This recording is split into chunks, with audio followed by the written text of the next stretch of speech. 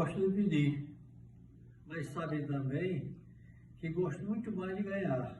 Agora eu quero que vocês avaliem a felicidade dos velhinhos quando recebem no final do mês a sua feirinha, que vocês proporcionam essa felicidade. Só Deus é que quer nos pagar e com certeza vocês são olhados por Deus. Que Deus abençoe a todos, que nos dê muita paz.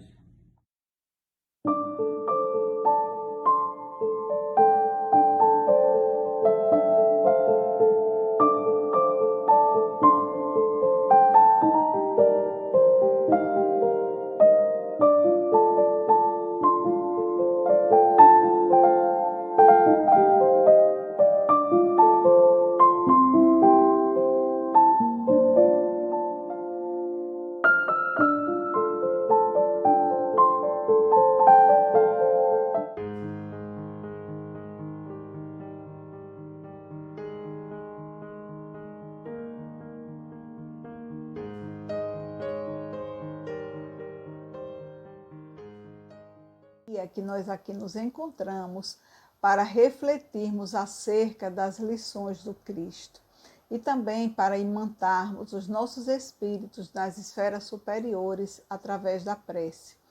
Hoje nós vamos fazer uma leitura preparatória para a nossa prece que está no Evangelho segundo o Espiritismo, capítulo 20, Parábola da Vinha. O reino dos céus é semelhante a um pai de família que saiu de madrugada a fim de assalariar trabalhadores para a sua vinha.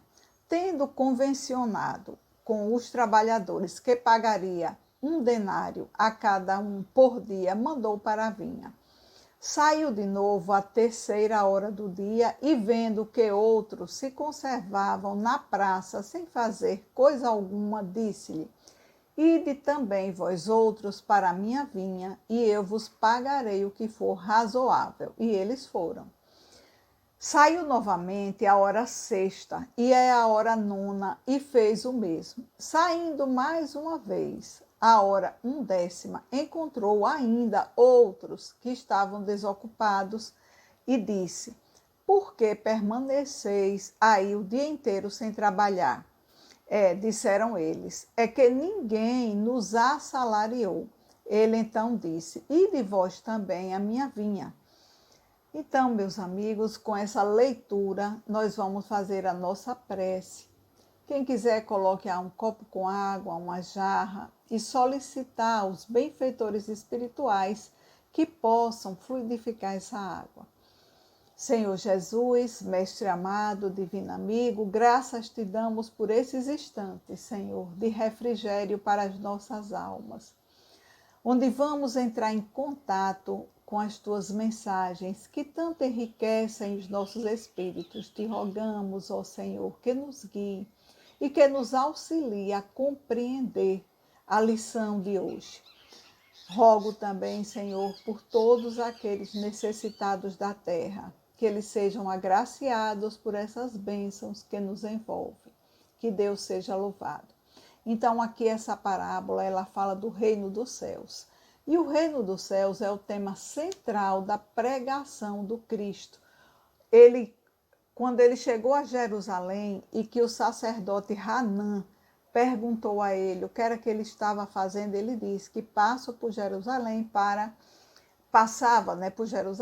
para edificar o reino dos céus. E aí ele perguntou, mas o que é reino dos céus? E Jesus disse, o reino dos céus é obra divina no coração dos homens. E Hanã ainda perguntou a ele como é que ele ia construir esse reino, era com fragmentos de lama? E aí ele respondeu que não existia mármore mais puro e mais formoso que o do sentimento. E nenhum cinzel é superior ao da boa vontade.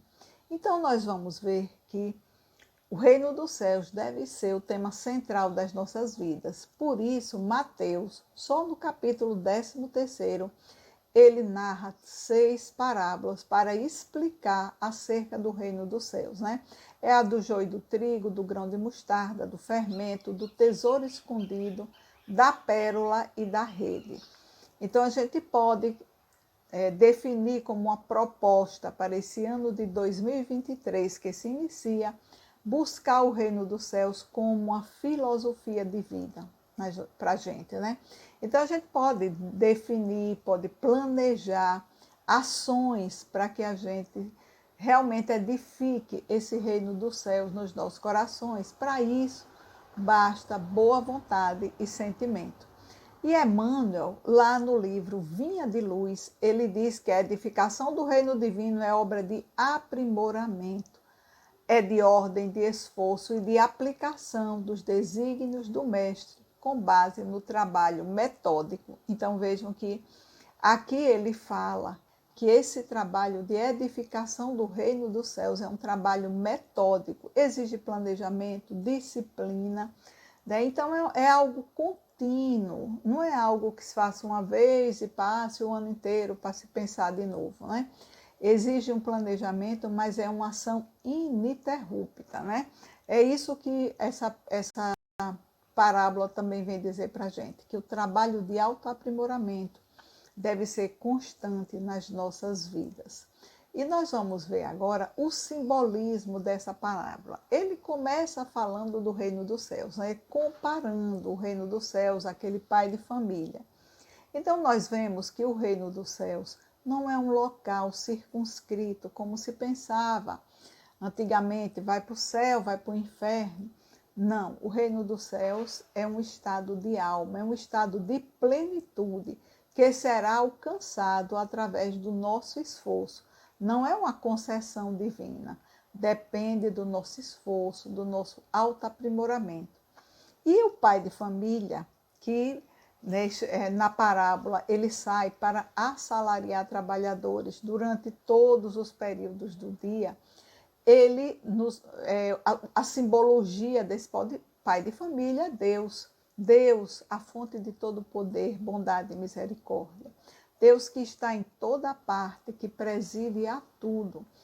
Nós estamos mergulhados no psiquismo divino, por isso que Deus sabe de tudo. Nele nós vivemos, é a fonte das nossas vidas.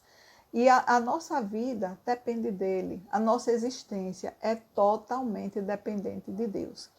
Então, a essência dessa parábola, nos diz Emmanuel, lá no livro Pão Nosso, no capítulo 29, que a essência dessa parábola é designar o local de trabalho, né, e o volume de obrigações. Onde quer que nós estejamos, encarnados, desencarnados, nós estamos na vinha do Senhor. E temos tudo o que é necessário para o engrandecimento das nossas almas. Temos os principais instrumentos que nós carecemos para florescer, para crescer e germinar.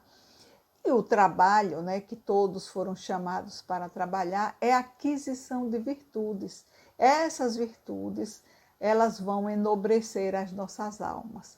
Para realizar esse trabalho, algumas pessoas precisam de um tempo menor e outras precisam de um tempo maior para cumprir todos os seus deveres e também cumprir as necessidades, né? A recompensa, né, o pagamento é um só. Nós vemos nessa parábola que ao final do dia, né, o Senhor da vinha pagou a todos indistintamente um denário. Apesar de que aqueles que começaram a trabalhar mais cedo reclamaram. Mas a recompensa é a alegria, é o gozo espiritual que decorre da nossa evolução. Então, esse estado de plenitude é o salário que nós recebemos, fruto do trabalho de edificação do reino dos céus na nossa terra. Então, trabalho gera aperfeiçoamento. Não existe aperfeiçoamento sem trabalho, sem suor.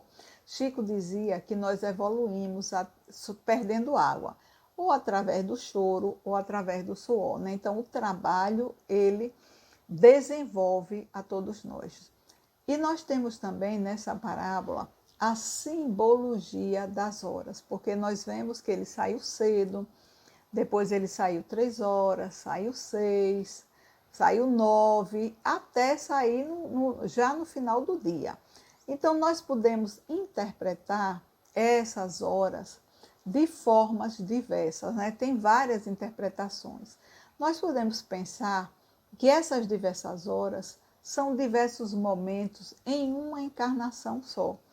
É o momento em que a gente desperta para a espiritualidade. Então, pode ser na infância, pode ser na adolescência e pode ser também já, né, perto da velhice. Nós podemos também pensar em múltiplas reencarnações. Qual reencarnação que a gente despertou para a espiritualidade, né? Então, nós temos várias vidas e uma nós despertamos.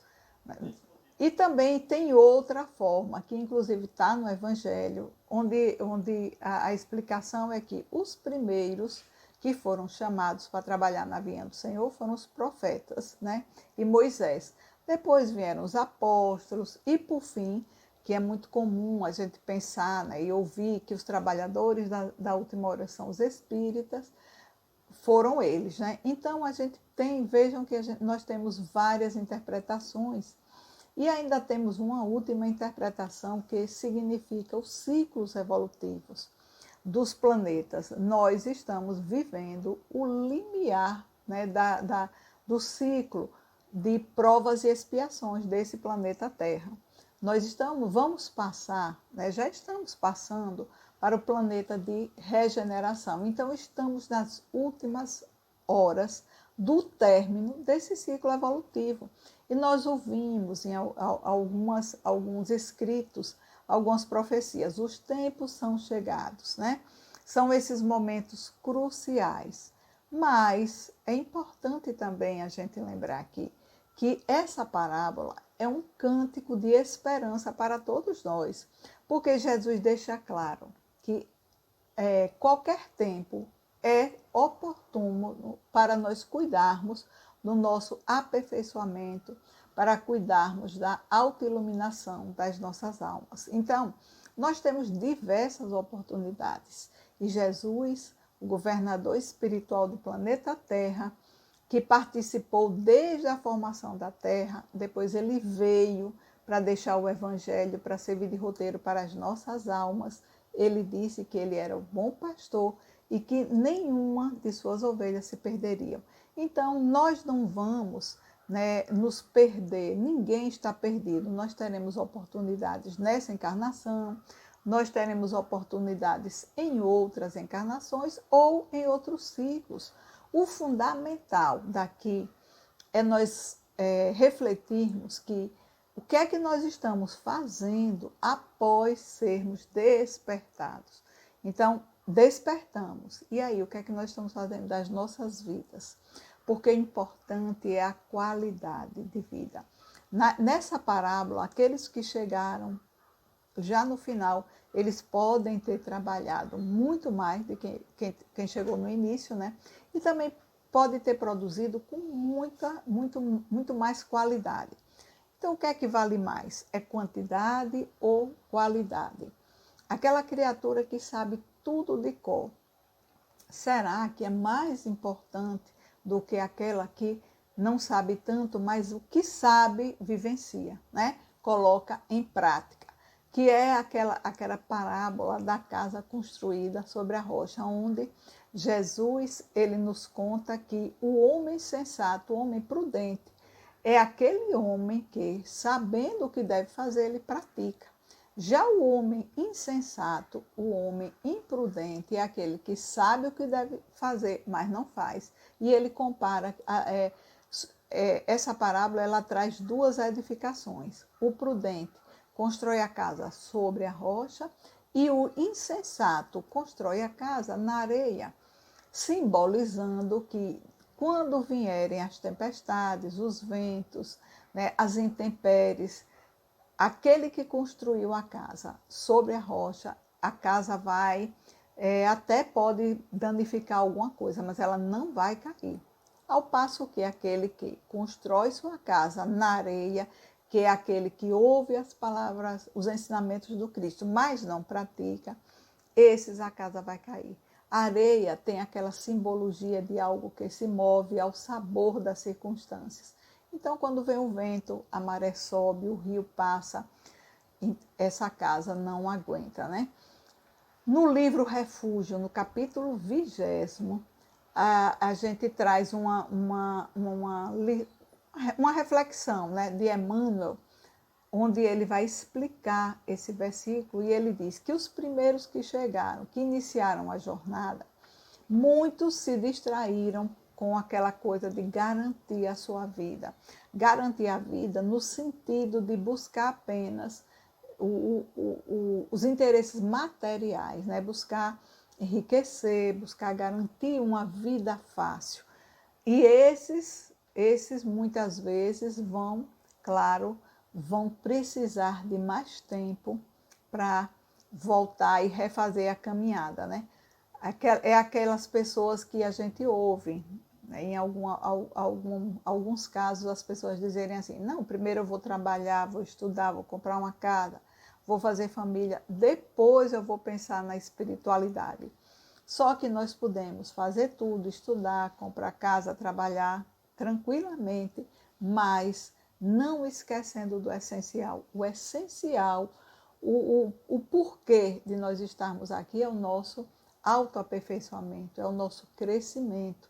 Nós fizemos um planejamento lá na espiritualidade e estamos aqui exatamente para cumprir esse planejamento. E nessa página, né, que Emmanuel fala, que é no livro Refúgio, Refletindo a Lição, ele diz que os segundos convidados, né, eles se impressionam com a fauna, a flora e vão se distraindo com o gozo, com as ilusões das diversões sem limite. É aquela criatura que diz, não, eu preciso aproveitar a vida. E aproveitar a vida, a ideia que a criatura tem de aproveitar a vida é viver de festas, é viver de viagens, se divertindo de uma forma sem limite. Ao invés de se divertir, tudo bem, é necessário, é salutar, mas tudo tem um limite. Nós não podemos, né, gastar todo o tempo em diversões, em viagens, sem reservar algum tempo das nossas vidas para a espiritualidade. Eles se perdem, esquecidos da meta principal. E os terceiros, da terceira hora, eles dizem que são aqueles que se perdem em discussões. Ele vive teorizando, mas não pratica nada. E como não pratica, é igual àquela criatura que constrói a casa na areia. Quando vem as intempéries, essa casa não aguenta. E o que são essas intempéries? O que são esses ventos, essas tempestades? São exatamente as provas e as expiações que nós precisamos passar. E o fato da casa estar lá forte, firme na rocha, ela simboliza que nós já temos condição de ultrapassar essas provas sem desespero, né? sem entrar na revolta, aguardando que ela passe, porque tudo passa, né? E quando chega a noite, nos diz essa parábola, né? Quando foi se aproximando da noite, o senhor da vinha chama aqueles trabalhadores para receber o seu pagamento. E ele inicia o pagamento dos trabalhadores por aqueles que chegaram por último. Isso aqui nos traz também uma reflexão acerca do momento do acerto de contas. Sempre vai acontecer nas nossas vidas um momento de aferição do que nós estamos fazendo com o tempo, com os recursos que nós recebemos para o nosso crescimento espiritual, para o nosso aprimoramento. Então, é o momento em que se verifica se realmente ocorreu o progresso, se houve a melhoria daquele trabalhador, né?